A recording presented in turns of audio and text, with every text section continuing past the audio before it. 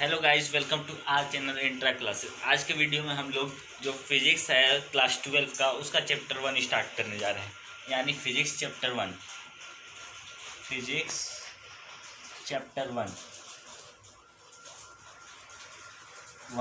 Physics chapter 1 जो कि किसका है, क्लास 12 का। ठीक है, ये आज पहला लेक्चर होने वाला है इंट्रोडक्टरी, जिसमें हम लोग चार्ज का बेसिक डिस्कस करेंगे, क्वांटाइजेशन ऑफ चार्ज समझेंगे अगर पॉसिबल हो पाया तो। ठीक है, क्योंकि हम लोग ज़्यादा देर का वीडियो बना नहीं रहे हैं। देखिए यहाँ पे electrostatic and electric charges and field. तो इसमें इलेक्ट्रिक चार्जेस का मतलब क्या है, सबसे पहले फील्ड समझते हैं। बिना फील्ड के फिजिक्स नहीं। अगर फिजिक्स चाहिए तो फील्ड लेना पड़ेगा, विजुअलाइजेशन जरूरी है फिजिक्स में। तो चलिए स्टार्ट करते हैं। चार्जेस क्या होता है? चार्जेस देखिए, अब मैं बात करूं कि ये किससे बना हुआ है। ये मार्कर है, मार्कर किससे बना हुआ है? ये देखिए, ये मार्कर किससे बना हुआ है? ये आप बोलेंगे मेटर से बना हुआ है। ठीक है, मेटर किससे बना हुआ है? एटम्स मॉलिक्यूल्स से बना हुआ है। ठीक है, हजारों एटम मॉलिक्यूल्स मिलकर बनाते हैं। अब मैं बोलूँ एटम मॉलिक्यूल किससे मिलकर बना हुआ है? आप बोलेंगे प्रोटॉन, न्यूट्रॉन। उसके बाद आप बोलेंगे क्वार्क, एंटीक्वार्क। उससे छोटा एक मैं बोलूँ, जैसे कि मैं बोल दूँ कि समझ लीजिए मास कहाँ से आया, तो आप बोलोगे मास क्या होता है? मास कोई तत्व तो है जिसको हम लोग काउंट कर सकते हैं? नहीं। तो सिंपली चार्ज भी वही है जिसको आप बिल्कुल कुछ गिन ही नहीं सकते, उसके बारे में अंदाज़ा भी नहीं लगा सकते। ये बेसिक प्रॉपर्टी है जिसकी समझ लीजिए जिसको काउंट करना मुश्किल, असंभव है। ये देखिए, ये क्या है? जो चार्ज है ये क्या है? इंट्रिंसिक प्रॉपर्टी ऑफ मैटर है। प्रॉपर्टी ऑफ मैटर समझ में आया आपको? ये क्या है? Intrinsic property of matter. Intrinsic property मतलब क्या होता है? Basic property. इंट्रिंसिक का मतलब यहाँ पे क्या है? That is basic. ये क्या है? इसका मतलब बेसिक। और चार्ज का जो सिंबल होता है जिससे हम लोग चार्ज को डिनोट करते हैं, वो क्या होता है? क्यू। अरे भैया 6 क्लास को पढ़ा रहे हो, ऐसे ही कमेंट आएगा, देखिएगा। यहाँ पे आप देखिए, जो यूनिट है चार्ज का, जो यूनिट है, अब बात कर लेते हैं यूनिट की। आप सही में 10th क्लास को पढ़ा रहे हो। ये कूलम होता है, ठीक है, कूलम। स्पेलिंग भी लिख दे रहा हूँ, COULOMB। ठीक है, स्पेलिंग भी लिख दिया मैंने। अब ये क्या है? ये स्केलर क्वांटिटी है, वेक्टर। हम लोग क्या पढ़ रहे हैं? 11 12 जितने भी हैं सब में स्केलर वेक्टर जान लीजिए। ये क्या है? ये स्केलर क्वांटिटी, स्केलर। समझ में आया आपको? अब देखिए, चार्जेस कितने टाइप हो सकते हैं? पूरी दुनिया जानती है भाई। पॉजिटिव चार्ज हो सकता है, नेगेटिव चार्ज हो सकता है। चार्जेस कैन बी और 2 टाइप। ठीक है, अब देखिए, जो चार्ज होता है वो हमेशा मास के साथ आता है। अगर जिसके पास चार्ज है, मान लीजिए एक बंदा यहाँ पे खड़ा है, अगर इसके पास चार्ज है, इसके पास अगर चार्ज है, मान लीजिए ये चार्ज है Q, तो इसके पास मास भी होगा। इसके पास मास भगवान जाने एम है कि क्या है, लेकिन मास होगा ही होगा। लेकिन ये जरूरी नहीं कि एक बंदा यहाँ पे खड़ा है, ये थोड़ा सा मोटू सा है इससे, ठीक है, इसके हाथ भी टेढ़े मेढ़े हैं और इसके पैर भी टेढ़ा मेढ़ा है, यहाँ पे इसके पास मास एम है। लेकिन ज़रूरी नहीं कि अगर इसके पास मास एम है तो इसके पास चार्ज Q होगा। ये ज़रूरी नहीं कि मास, देखिए ये जो मास है, ये मास वाला बंदा चार्ज कंटेन करे, ये जरूरी नहीं। लेकिन चार्ज वाला बंदा मास जरूर कंटेन करता है। तो यहाँ पे आप क्या लिख सकते हैं कि जो चार्ज है भैया, वो हमेशा किसके साथ आता है? ऑलवेज कम्स विथ मास, समझ में आया आपको? चार्ज हमेशा किसके साथ आता है? मास के साथ। लेकिन मास हमेशा है, जरूरी नहीं। अब मैं आपको बता देता हूँ इसके बीच में डिफरेंस क्या होता है जनरली। अरे भैया बोर्ड में पूछ लेगा, IIT JEE में तो इसके सवाल के आने की एकदम गारंटी नहीं है। गारंटी क्या बोलते हैं? असंभव है। ऐसा थोड़ी पूछता है कि हाँ बताओ कि अल्फ़ाबेट कितने होते हैं IIT JEE में, ऐसा थोड़ी पूछता है। तो वही चीज़ है बेसिक, आपको मास और इसके बीच में क्या डिफरेंस होता है। देखिए यहाँ पे एक साइड मास लिख लेता हूँ और यहाँ पे चार्ज लिख लेता हूँ। ठीक है, यहाँ पे मास, यहाँ पे चार्ज लिख लिया। ठीक है, अब देखिए चार्ज क्या होता है? पॉजिटिव भी हो सकता है, नेगेटिव भी हो सकता है।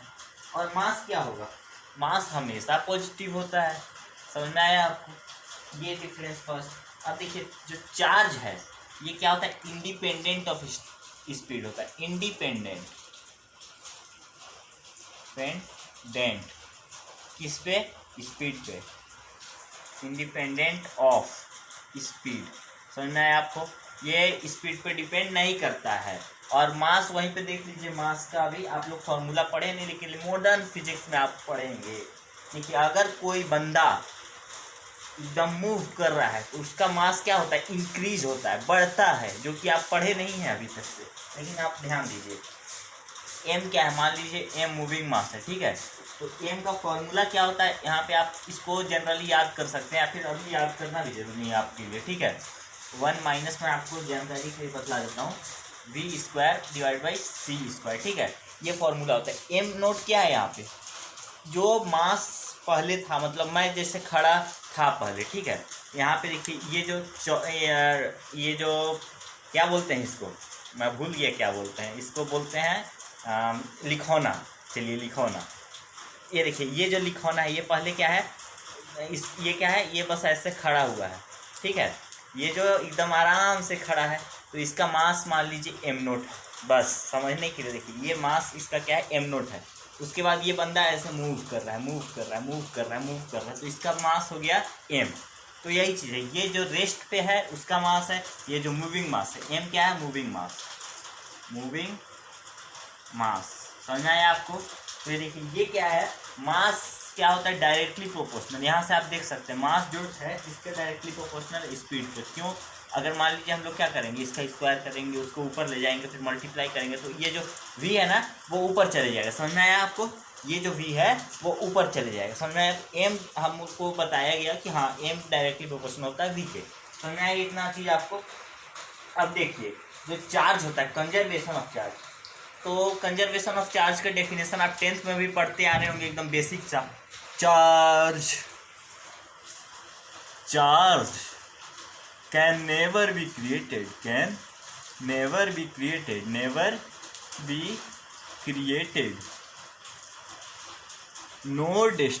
नोर बी डिस्ट्रॉयड। अरे भैया जब छोटे थे हम लोग तो इतना रटा करते थे कि रट्टू तोता बन गया है। केमिस्ट्री में रटते थे, फिजिक्स तक में रटते थे हम लोग जब छोटे हुआ करते थे, लेकिन आज तो लव हो गया फिजिक्स से, तो नया। अब क्या होता है, never be destroy NOR be destroy, ठीक है, बट यहाँ पे बट क्या होगा, कैन ओनली बी, क्या होता है, ट्रांसफर्ड या फिर चेंज, ठीक है, but can only be transferred, ठीक है, समझ में आया आपको, ट्रांसफर्ड। ये चीज़ क्या हो सकता है, चार्ज हमेशा ट्रांसफर्ड हो सकता है, एक फॉर्म से दूसरे फॉर्म में चेंज कर सकता है। और देखिए यहाँ कंजर्वेशन क्या होता है, इसका मतलब यह हुआ कि जो आइसोलेटेड सिस्टम है,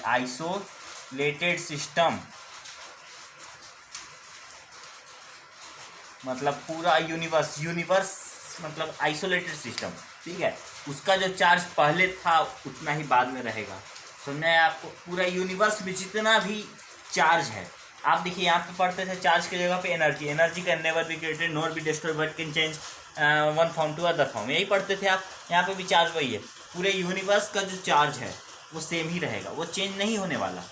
लेकिन जो पूरी यूनिवर्स का वैसे ही एनर्जी कभी चेंज नहीं, अरे क्या बोलते हैं, चेंज हो जाता है, लेकिन वो कभी भी खत्म या फिर क्रिएट नहीं होता है, समझ में आया आपको। अब क्वांटाइजेशन ऑफ चार्ज, क्वांटाइजेशन यहाँ पे देखिए, क्वांटाइजेशन ऑफ चार्ज, क्वांटाइजेशन का मतलब क्या होता है, सबसे पहले देखिए, फिक्स्ड, विच इज फिक्स्ड, ठीक है, which is fixed amount, fixed in amount, समझ में आया आपको, जो चीज़ फिक्स्ड हो, समझ में आया आपको इतना चीज़।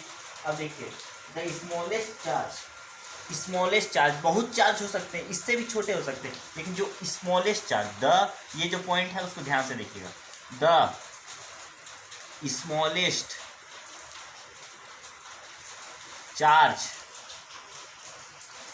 That can exist independently independently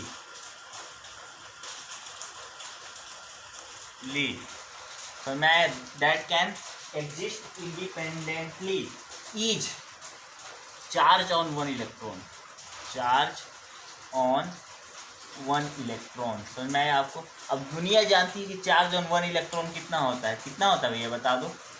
1.6 into 10 to the power -19 10 to the power -19 that is in coulomb. समझ में आया आपको। तो इसको क्या बोलते हैं, ये जो होता है ये स्मॉलेस्ट चार्ज नहीं है, लेकिन ये स्मॉलेस्ट चार्ज है जो कि इंडिपेंडेंटली एग्जिस्ट करता है। ये चीज़ आप ध्यान रखिएगा। तो इसको हम लोग क्या बोलते हैं, इसको हम लोग बोल देते हैं फंडामेंटल चार्ज। ये क्या हो गया, फंडामेंटल चार्ज FC। इसको हम लोग बोल देते हैं फंडामेंटल चार्ज। समझ में आया आपको। नोट करते चलिएगा इन सब बातों को। अब देखिए तो इससे क्या होगा, चार्ज ऑलवेज, जो चार्ज होगा दुनिया का कोई भी चार्ज हो वो हमेशा इसके इंटीग्रल मल्टीपल में एग्जिस्ट करेगा। तो आपको डेफिनेशन लिखवा देता हूँ, ठीक है। सेकंड पॉइंट नोट करिए, क्वांटाइजेशन ऑफ चार्ज का। हम लोग क्या डिस्कस कर रहे हैं, क्वांटाइजेशन ऑफ चार्ज, ठीक है। चार्ज always exist in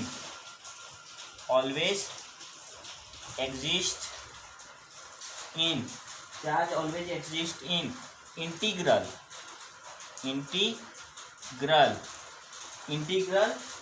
क्या चीज, multiple of fundamental charge, integral multiple of fundamental charge, mental charge always exist in fundamental charge. तो यहाँ पे देखिए इसका फॉर्मूला क्या हो जाए, जो चार्ज Q एग्जिस्ट करेगा वो क्या करेगा, is equal two plus minus NE। यहाँ पे हम लोग ये फॉर्मूला होता है, ये क्यों आया, N क्या है, N is integer, any integer. समझ में आया आपको, इंटीजर। और ई क्या है, चार्ज ऑन इलेक्ट्रॉन। तो हमेशा देखिए चार्ज ऑन इलेक्ट्रॉन है उसका इंटीग्रल मल्टीपल ही चार्ज हमेशा इस यूनिवर्स में एग्जिस्ट करेगा। समझ में आया आपको। तो ये जो है इसको बोलते हैं क्वांटाइजेशन ऑफ चार्ज। अब देखिए आपको एक एग्जांपल देता हूँ सॉल्व करने के लिए। समझ में आया आपको, एक एग्जांपल दे रहा हूँ। Can question, can +6 into 10 to the power, चलिए यहाँ पे -18 लिख लीजिए, कूलम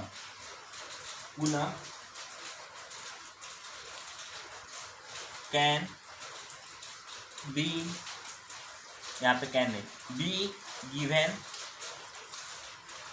टू ए बॉडी। क्या किसी को इतना चार्ज दिया जा सकता है, क्या ये पॉसिबल है। तो ये कैसे बतलाएंगे, अगर ये इंटीग्रल मल्टीपल होगा, अगर n के जगह पे कोई फ्रैक्शन नहीं आएगा तब ये क्या हो जाएगा, हाँ दिया जा सकता है। तो वो कैसे चेक करेंगे, तो यहाँ पे देखिए Q इज इक्वल टू क्या होता है, Q is equal two plus minus NE। समझ में आया, प्लस माइनस NE। तो यहाँ पे क्या है, ये जो चार्ज है ये पॉजिटिव है। समझ में आया आपको। तो यहाँ पे देखिए 6 इंटू क्यू की जगह पे इतना रख लेते हैं, 6 into 10 to the power -18 is equal to, N को एन ही छोड़ देते हैं, पॉजिटिव भी हो सकता है नेगेटिव भी हो सकता है। यहाँ पे प्लस माइनस एन ही लिख लेते हैं। और ई की जगह पे क्या लिख लेंगे, 1.6 इंटू 10 टू द पावर -19।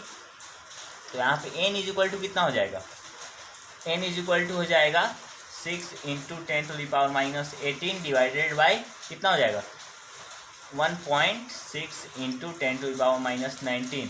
ये देखिए ये कट गया, ये कट गया, 10 टू द पावर -19 बचा, मतलब 6 डिवाइड बाई 16, क्योंकि 16 क्यों है, 1.6 इंटू 10, यहाँ पे 10 ही तो बचेगा ना, इसको काटेंगे तो यहाँ पे 1 ये पॉइंट कट जाएगा और ये 10 कट जाएगा। तो देखिए अब 2 3 जा 6 2 8 जा, तो 3/8 आ रहा। क्या ये इंटीजर है, नहीं है। इसका मतलब ये जो चार्ज है वो can not be given to a body. समझ में आया आपको।